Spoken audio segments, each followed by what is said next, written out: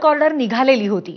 10 जूनलाच काम सुरू करण्याचे आदेश देण्यात आले होते, मात्र दुर्दैवाने काम सुरू होण्यापूर्वीच जुना पूल कोसळला। सार्वजनिक बांधकाम विभाग नवा पूल बांधणार आहे असंही सांगण्यात येत आहे।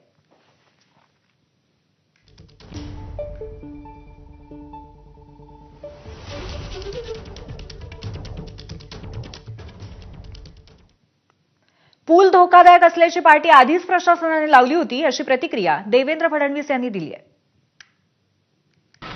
10 जूनला कंत्राट दिल्यानंतर काम जरी सुरू झालं असतं तरी एवढ्या लवकर तर तो पूल झाला नसता। याच्यामध्ये जिल्हाधिकाऱ्यांनी हा जो पूल आहे हा धोकादायक आहे अशा प्रकारची घोषणा केली होती। गावकऱ्यांनीही तिथे पाटी लावली होती की हा पूल धोकादायक आहे। दुर्दैवाने